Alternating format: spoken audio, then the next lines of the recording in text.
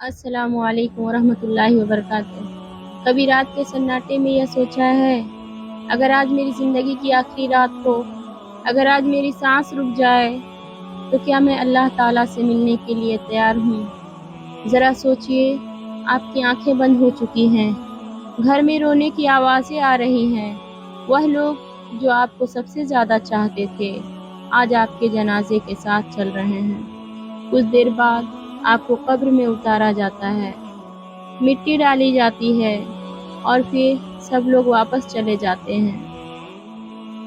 ماں بھی، باپ بھی، بھائی بھی، اولاد بھی، دوست بھی، کوئی بھی آپ کے ساتھ نہیں رہتا۔ قبر میں صرف ایک چیز رہ جاتی ہے، آپ اور آپ کے اعمال۔ اللہ تعالیٰ فرماتا ہے، ہر جان کو موت کا مزہ چکھنا ہے۔ ناظرین، جس موت سے ہم بھاگتے ہیں وہ ہر لمحہ ہماری طرف بڑھ رہی ہے۔ ہم مستقبل کی خواب تو بہت دیکھتے ہیں، لیکن یہ نہیں جانتے کہ ہماری اگلی سانس بھی نصیب ہوگی یا نہیں۔ پہلی حقیقت، قبر کی پہلی رات۔ رسول اللہ صلی اللہ علیہ وسلم نے فرمایا، جب میت کو دفن کر دیا جاتا ہے اور لوگ واپس جانے لگتے ہیں تو میت ان کے جوتوں کی آواز تک سنتی ہے۔ ذرا سوچئے، وہ آوازیں بھی آہستہ آہستہ دور ہو جاتی ہیں اور پھر مکمل خاموشی، ایسی خاموشی جس کا تصور بھی دنیا میں ممکن نہیں۔ دوسری حقیقت، منکر اور نکیر۔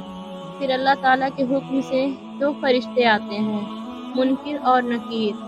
وہ انسان سے 3 سوال کرتے ہیں، تمہارا رب کون ہے؟ تمہارا دین کیا ہے؟ اور محمد صلی اللہ علیہ وسلم کے بارے میں تم کیا کہتے تھے؟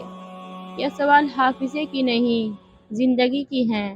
جس نے دنیا میں اللہ کو پہچانا، نماز کو اپنایا، قرآن سے محبت کی، رسول اللہ صلی اللہ علیہ وسلم کی سنت پر عمل کیا، اللہ تعالیٰ اسے ثابت قدم رکھتا ہے۔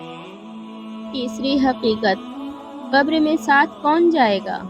سوچئے، جس گھر کے لیے پوری زندگی محنت کی وہ یہیں رہ جائے گا، جس بینک بیلنس پر فخر تھا وہ یہیں رہ جائے گا، جس گاڑی، جس کاروبار، جس شہرت کے لیے زندگی گزری، سب ختم۔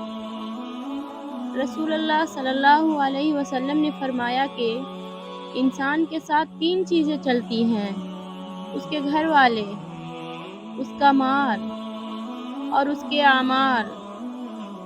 پھر گھر والے اور مال واپس لوٹ جاتے ہیں، صرف اعمال ساتھ رہ جاتے ہیں۔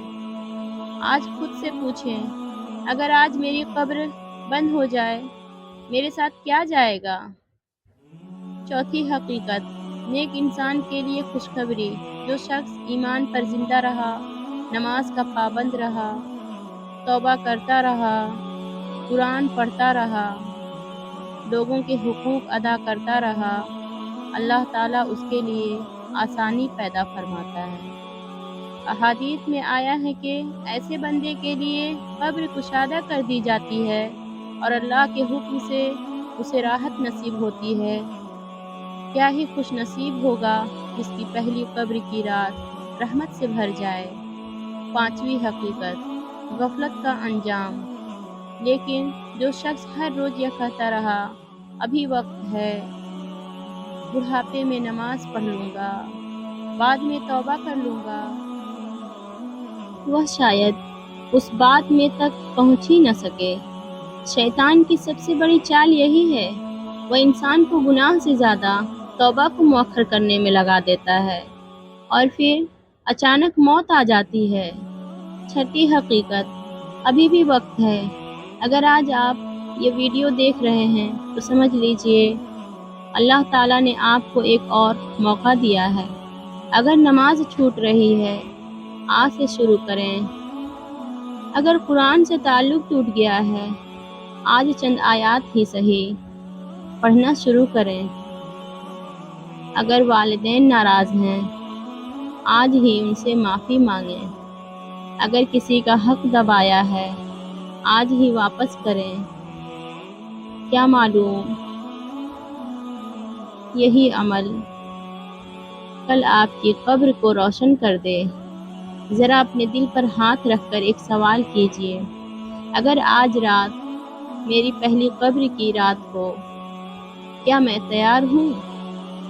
اگر جواب نہیں ہے تو پریشان نہ ہوں، کیونکہ ابھی سانس چل رہی ہے، اور جب تک سانس ہے توبہ کا دروازہ کھلا ہے۔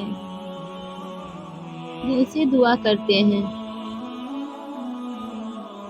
اے اللہ، ہم سب کے گناہوں کو معاف فرما، ہمیں سچی توبہ نصیب فرما، ہمیں نماز، قرآن اور ذکر الہی سے جوڑ دے، ہماری قبروں کو جنت کے باغوں میں سے ایک باغ بنا دے، منکر و نکیر کے سوالات میں ہمیں ثابت قدم رکھ، قبر کے عذاب سے ہماری حفاظت فرما، اور جب ہماری موت آئے تو کلمہ طیبہ، ایمان اور اپنی رضا والی حالت میں دنیا سے رخصت فرما۔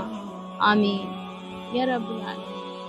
اگر اس ویڈیو نے آپ کے دل کو چھوا ہے تو اسے اپنے والدین، بہن بھائیوں اور دوستوں تک ضرور پہنچائیں۔ ہو سکتا ہے آپ کا ایک شیئر کسی کی توبہ کا سبب بن جائے، اور قیامت کے دن یہی عمل آپ کے لیے صدقہ جاریہ بن جائے۔ اللہ تعالی ہم سب کو حسن خاتمہ عطا فرمائے۔ آمین۔